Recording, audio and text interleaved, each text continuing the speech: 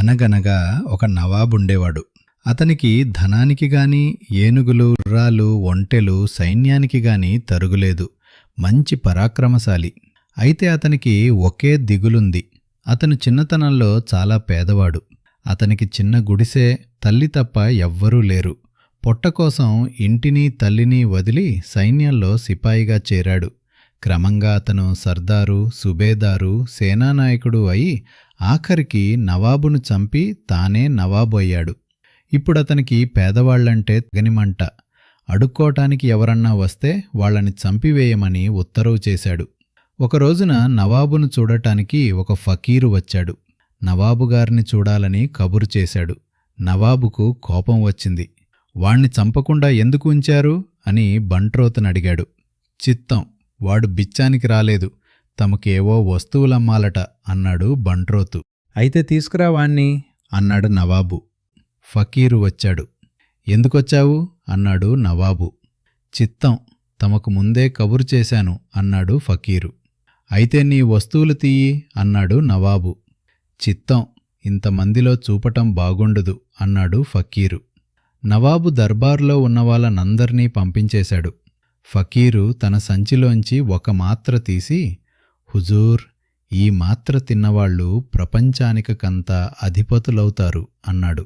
నేనిప్పుడే ప్రపంచానికి అధిపతిని అన్నాడు నవాబు. ఫకీరు సంచిలోంచి ఒక పొట్లాన్ని తీసి, హుజూర్, ఈ పొడి తిన్నవారికి ప్రపంచంలోకెల్లా చక్కని స్త్రీ భార్యగా దొరుకుతుంది అన్నాడు.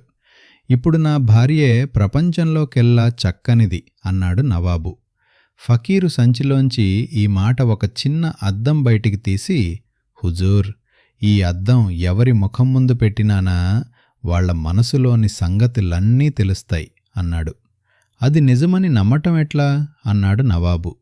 నమ్మటం సంగతి తర్వాత, ముందు ఈ అద్దంలో చూడాలి కదా అన్నాడు ఫకీరు. అయితే దాని ధర చెప్పు అన్నాడు నవాబు. హుజూర్, మీరు కోపగించుకోకుండా ఉంటే దాని ధర చెబుతాను అన్నాడు ఫకీరు. చెప్పు, కోపం ఎందుకు అన్నాడు నవాబు. అయితే దీని ధర మీ రాజ్యం యావత్తు. ఇది మీరు తీసుకుంటే మీ సింహాసనం నాకిచ్చి నా గుడ్డలు మీరు వేసుకుని వెళ్ళవలసి ఉంటుంది అన్నాడు ఫకీరు. నవాబు కొంచెంసేపు ఆలోచించి సింహాసనం దిగివచ్చి తన దుస్తులు ఫకీరుకిచ్చి ఫకీరు గుడ్డలు తను వేసుకుని అద్దం తీసుకున్నాడు. మంత్రి సేనానాయకుడు అప్పుడు పక్క గదిలో నవాబుగారి పిలుపు కోసం ఎదురుచూస్తున్నారు. నవాబు వాళ్ల గదిలోకి వెళ్ళాడు. మంత్రి మొదలైన వాళ్లు నవాబుగారు ఫకీరు దుస్తులతో రావటం చూచి ఆశ్చర్యపోయారు. నవాబు అద్దం తీసుకుని మంత్రి ముఖం ముందు పెట్టాడు. చిత్రమేమంటే, పైకి ఎంత నమ్ర వినయం చూపినా మంత్రికి నవాబు మీద వీసం కూడా గౌరవం లేదు. నవాబును చంపి తను నవాబుకు కావాలని సేనానాయకుడితో కుట్ర పన్నుతున్నాడు. నవాబుకు వాళ్లమీద ఎంతో కోపం వచ్చింది. అయితే అదంతా దిగమింగి అంతఃపురంలోకి వెళ్ళాడు. అతని భార్య చెలికత్తెలతో కూర్చుని ఉంది. చెలికత్తెలు నవాబును చూడగానే వెళ్ళిపోయారు. నవాబు అద్దం తీసుకెళ్లి భార్య ముఖం దగ్గర పెట్టాడు. గమ్మత్తేమిటంటే, అతని భార్యకు అతని మీద ప్రేమలేదు.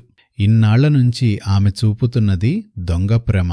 నవాబు అక్కడి నుంచి వెళ్లి తన కొడుకుల ముఖాన, తన చుట్టాల ముఖాన అద్దం పెట్టి చూశాడు. ఒక్కరూ అతన్ని నిజంగా ప్రేమించటం లేదు. అతనికి ప్రపంచం మీదనే విసుగువేసింది. రాజ్యం ఫకీరుకు ఇవ్వనే ఇచ్చాడు. ఇక అతను ఫకీరు కావటానికి అడ్డేమీ లేదు.